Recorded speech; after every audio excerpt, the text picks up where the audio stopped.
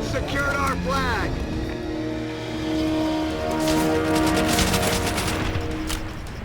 Guards, coming right in!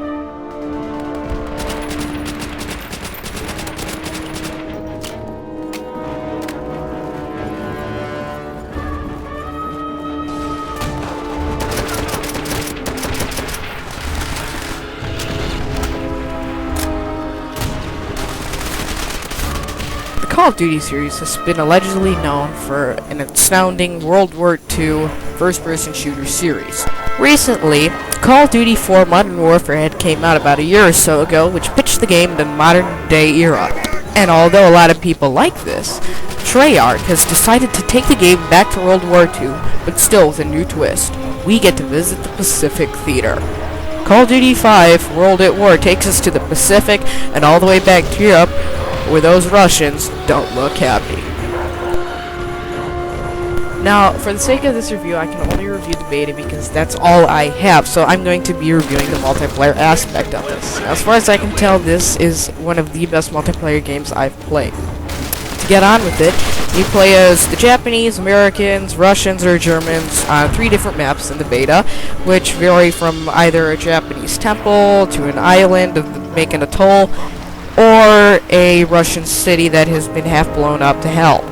Now, as we progress through the game, you get to unlock certain weapons, and you get attachments for each of those weapons, so there is no pretty much repetitiveness of the weapons.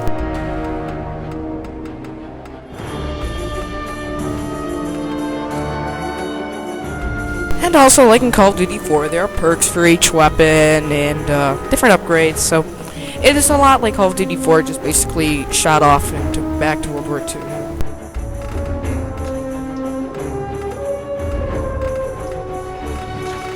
Now, once you actually start playing, you have your traditional deathmatch, team deathmatch, capture the flag, war, and domination. Now, war and domination are like similar to Battlefield 1942's Conquest, which there are certain flags scattered around the map in which you have to secure them. There's also Seek and Destroy, which is much like Counter-Strike's Bomb Defusal, and there's also Sabotage, in which you have to get explosives to blow up a certain objective. There are also tanks on the rare occasion, but this game is mainly played as an infantry on foot game, so it doesn't detract from any of the Call of Duty style. As you get certain amounts of kill streak, you can unlock a recon plane, or dogs, or artillery. Now, the recon plane will show you where every enemy is on your radar for a certain amount of time. Dogs will jump out and start to maul the enemy to pieces, even though they can be shot and get killed. And the artillery is pretty obvious. It blows the enemy to all shit. Now, as you play, you'll really want to get these streaks, even though the weapons seem to be a little bit underpowered. Submachine guns and assault rifles seem to be embarrassingly underpowered. I mean, seriously, it takes like 30 shots to kill a guy. It's Call of Duty. Anyway, the rifles are actually pretty well done. They're the perfect tone. And the sniping in the game is perfectly well set, just like in traditional Call of Duty fashion. Now, for the health system, it's pretty similar to Call of Duty 2, where if you get shot a certain number of times in a certain amount of time, you die. But if you get shot once or twice, and you continue to run without getting shot, your health will regenerate. Pretty standard first-person shooter stuff nowadays, so there's no health bags you can walk over. System's good and all, so it's kind of a blend of Call of Duty 2 and Call of Duty 4, so in the end, this health system is pretty perfect for the game. There's no complaints with the health system.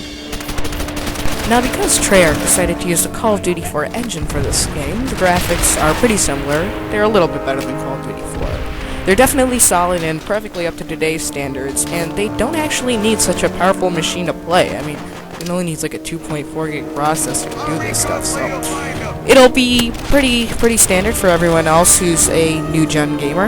And there's also extra blood and gore, like dismemberment, and all those other fun things, like splatted heads, grenades, cutting off people's heads, and broken off arms. The sound in the game is absolutely amazing.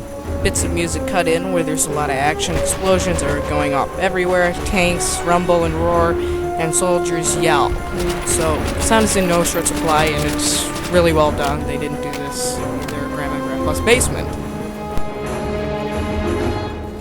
Now, to get the new weapons and attachments, you have to go up in rank, which definitely means experience points. At least you go up pretty quickly in rank, but The quickest way to go up in rank is just to complete challenges. Challenges are like hidden things when you play, such as getting a headshot while crouching, or getting 3 kills with 1 grenade, and so on, or a certain amount of headshots. Once you get these, you get new unlockable items for weapons like silencers and scopes, and so on.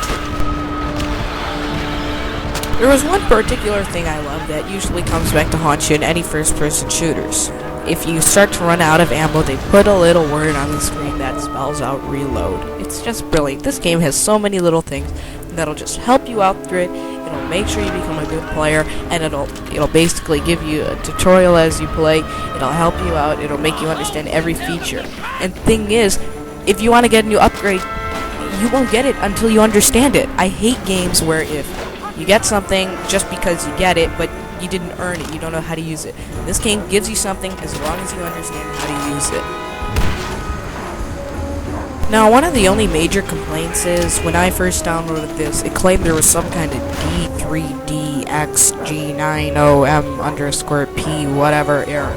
I had no clue what this meant. I spent hours re-downloading it, reinstalling it, and I still had the same problem.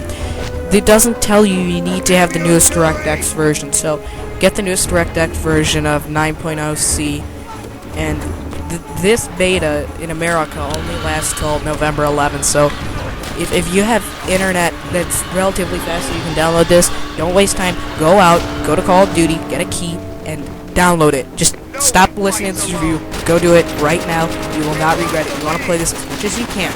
This beta will convince you to buy the game.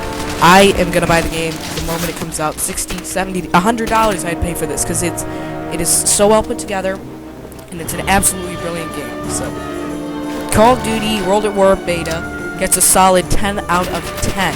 There are pretty much no major complaints, and I'm only giving it a 10 out of 10 because multiplayer is usually the saving grace. I bet you if there was a storyline it would drop, because the story usually would bring down the game a little bit. But Call of Duty World at War is definitely worth your time, your money, your patience for the download time. Go out, get it, play it, buy it.